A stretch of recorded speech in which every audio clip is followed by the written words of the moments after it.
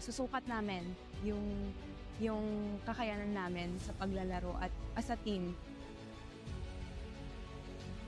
Siguro mas buo talaga kami, hindi lang individually. And pagdating talaga sa mga games na importante, mas na lalabas ng bawat isa yung kakayanan namin.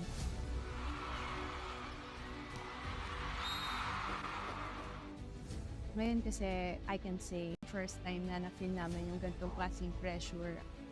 Siguro yung past na yun, salamat yung na-experience namin siya kasi ngayon at least alam na namin yung feeling. Hindi naman kami na-sad or nakakawalan ng gana para maglaro.